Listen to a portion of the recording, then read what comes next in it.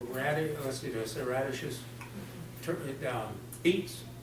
You get them in, and they usually will be cool enough for them to harvest. It's really prime time to plant onions and then potatoes about March 1st too. And we trench.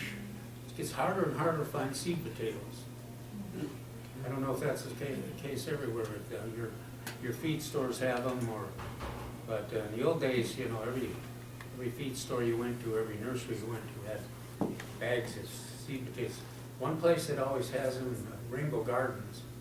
Now my favorite nursery, Milberger's, has them. Some of them shipped in from Oregon or someplace in this plastic bag, and I've never liked that much. I like to get them out of that burlap bag, you know, and buy them by the pound. Green Gate in Seguin has a really good. Where is it? In Seguin, Green Gate in Oh. Seguin, they actually bag them up. They'll even specifically bag them for you if you don't, you know, I bought the 50-pound bag one year, and it was just about the same price just to go ahead and buy their already sorted ones. Right. And then Becker's, which is a fertilizer feed and seed right across from Home Depot, they carry seed potatoes too. And they are getting theirs in right now. You're in Seguin here? I'm in Stockdale, but. No, Home Depot, you said. Oh, yeah, right across from Home Depot. So it's across called IGN? Becker. No, right across Austin Street. So, you know, there's that granite, they've got some chimneys and things out there, the little chimneys, right down from it, just Okay. Becker. It's Becker. And they have, she also will get them in, even if, you know, depending on how many you want. You got kids. Home Depot always does a building activity. Are they doing birdhouses this year, I hope? Yes, she's. Yeah, cool. she's- The kids, they give them an apron and the hammers, and they build their own birdhouses. It's wonderful. And of course, you hear all this pounding. I tried to listen. I didn't hear anybody hit themselves or swear. Now that, when I was growing up, my dad or somebody was building, we would have heard that. Can I add one more thing on the onions, if you're interested, oh gosh. Nixon. Dixondale Farms has I've bought them the last 5 years in a row, and they've always been successful. I buy them online, and they ship them when it's right for your area. I just put mine in this last week. I put 6 bundles. Are these the potatoes? What are these? The onions. Oh, the onions. And they have a large variety. Yeah, now Texans variety, Dixondale is pretty much the only one yeah. that hosts them. So Fanix has them, Milberger's has them too. So, but very, you can again, retail like online. Wild Seed Farms, very easy to buy by mail. Yeah. And they ship them And nice. don't do what I do every year. You know, they look so wonderful. And there's, Milberger's has 7 different varieties. You know, the Legend, the 1015, What are we talking about? Bermuda, onions, Onions. onion transplants. Yeah, and so I always get like 3, and then I have to spend like 2 days. There's 60 plants in every one of those. This year I only got 1, and that's plenty.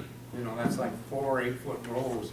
And I plant them like 2 inches apart, and then I try to use green onions to the 2 in the middle, so that you leave 6 inches between the finals by the end of March, so that you can develop those big bulbs. What is the key thing on onion production is fertilization.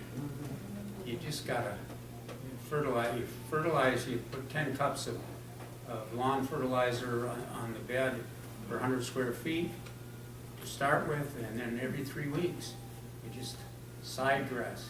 It seems excessive, but it really respond The to it. side dress is mostly nitrogen, high nitrogen counts, keep those. Yeah, that green that's color right. on. You gotta, that's what it is. They're I put growing 6 bundles machines. in this week, Even tomatoes. How many plants is that? a lot. 400 plants about. million? About 250 at But I'm least. gonna try to have a stand, so I'm trying to.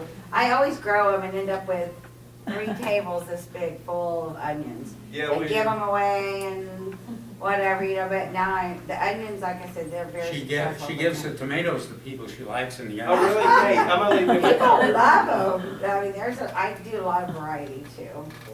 Bermuda, Now, there's 1015, some gardeners that You know, all of our onions now are mild. You know, 10, 15, you know, Bermuda, all those onions, Granics. But we're starting to get gardeners complaining and cooks complaining. Oh, Yeah, too these sweet. are fine, but I don't want an apple, I want an onion. Onion. You want it to burn your eyes? You know, you want at least, so there's one now, Red Creole, that's on the market That's from what I- Dixondale. yeah. That has a little tang to it. And my wife's from South Africa and a very good cook, and she likes cooking, and she likes the Red Creole. She just kind of kicks those 10, 15s out of the way to get a real onion. It's kind of mixed between purple and white. It Yeah. doesn't get all the way purple, but they're very good. Okay, well, I thank you for your attention, and I hope you all participate in this afternoon. We have another little something this evening, if you got time to listen. We have Robin and Keith Michalek here, the owners of the Poly Mansion. And a couple of weeks ago, Keith called me and said, would you come over and help me park some cars? And I said, sure. And I had no idea what he was doing. He's agreed to briefly tell us what went on. It was really interesting. All right. Yeah, maybe I should do a presentation one day. So we got, basically through the Baptist ministers somehow, we got lined up with a guy named Mike Heim out of Longview, Texas. And he is the president of the Metal Detector Clubs Associations of Texas. And he found out we had the Poly Mansion, so he goes, Keith, we'd like to come out to the Poly Mansion as a community effort and just detect what we can find at the oldest, because he knew it was, you know, it's antebellum, 1848, 1847, when the Polys moved out there. And we said, yeah, that'd be great. At the same time, Robin had met those archaeologists. Remember the grave in the road, Judge? Well, I heard y'all found that guy too. He was right there on the edge. So Robin met all these archaeologists from Texas Historical Commission and Texas State, because Texas State, from what I'm finding out, is the archaeology school in Texas. I didn't know that. So, So who told you that? Somebody from Texas State? well, as a matter of fact, Dr. Allman told me that. The director of archaeological services at Texas State. No, I keep hearing it. It's been corroborated by other people. Yeah. No, the A&M guys are saying, yeah, Texas State's better than us. Yeah, that kind of stuff. So Mike Heim rounded up 52 metal detectors, and these are the guys with the two $2,500 instruments. When they hit a beat, they go, hey, that's a coin, that's a penny. Hey, I bet you it's dated in 1943. I'm kidding on the dates, but so anyway, 52 guys are out there in full battle rattle. And this is when the cold front came through and it was... These guys had knee pads, elbow pads. They had their faces. I thought they were special forces doing a raid on Bin Laden because they had all their gear on. And they were out there and they had their little side detectors, because as soon as they hit something, they dig, they pull the plug, then they bring out their side detectors and they find exactly where that thing is.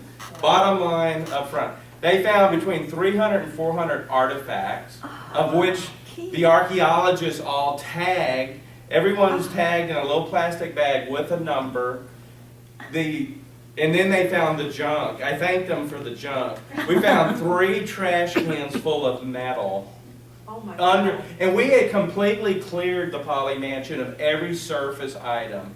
My wife walks around and picks up little pieces of trash every day that she's out there. So we had it pretty much clean, right? And then they came in and found 3 trash cans full of metal because it was just below the surface. So we have all these 300 to 400 artifacts.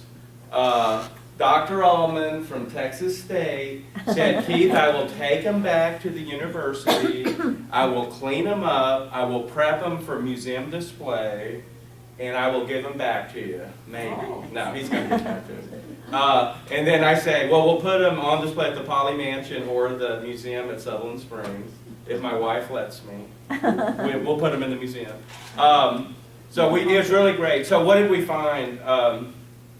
The oldest coin was only a 1903 V nickel. That was found in the orchard by that big mesquite tree. So about 100 feet to the left of the house, we found this old coin. But not far from that old coin was a button. When this guy found the button, he pretty much jumped up like, I found this button. And he goes, it's an 1811. What? So the archaeologist, it's really cool because you just pull out your phone and you start Googling. They believe the button is a naval button. It's British. And the button was made between 1811 and 1830. Oh. So how did the button get there? Did Joe Polly bring it, or they found little? We think they're musket balls. I think we had musket balls at the Alamo, right? So when Santa Anna was chasing the Texas Army back across the Cibolo, they were probably shooting, and some of the musket balls landed by the Polly Mansion. The Polly Mansion wasn't there in '36. They But you didn't build didn't it. find Santa Anna's treasure? Did not find Santa Anna's treasure. We're still looking for Santa Anna's lost They didn't gold. tell us. Oh, we had to watch, and that's what Harry was there also to chaperone to make sure none of the metal detectors slipped it in their pockets, like. And then we did the full metal thing at the end. No, we didn't. But they were, I think they were totally honest, and so we got all these artifacts. We'll ship them up to Texas State. How many guys were there? 52 were registered metal detectors. They got clubs from, we had a guy from Dallas, from the Dallas Club. We had guys from the Austin, San Antonio, and Cuero over in DeWitt County has a big metal detector club. I don't know if you know about that, but there were like 4 or 5 guys from Cuero on the metal detection club. San Antonio Club was the biggest. And you went up to Sutherland Springs? Okay, the day before, Tambria let us go around the old Hotel Sutherland. We found 4 wheat pennies. I still got to find your wheat pennies. I don't know where they went. I'll leave 4 At the cents. same place that museum curator's card is. Oh, I lost that card. Anyway, so it was very exciting. We know we went down to about 6 to 8 inches, but now they come back with the bigger coils, and we go down to about 12 to 14 inches. Because what we did is we cleared the first 8 inches. It's what they call clutter, you know, because they hit like. Well, the treasure's got to be deeper anyway. Well, Santa Anna would have done it a bit deeper than 8 inches. It's So over when they New- come back. It's in Newtown. It was. When they come back, we'll hopefully go deeper. But we'd love to go out to Newtown, Sutherland Springs, and bring the metal detectors out there too. So it was very exciting. Yeah. It was a good time. Awesome. Well, that's it for this evening. I think it was pretty nice, don't you all? Yes. It was great. Let's do it again in 3 months, yeah. So, I could entertain a motion for adjournment. Motion? Second? Got a second? Motion has been made and seconded. All in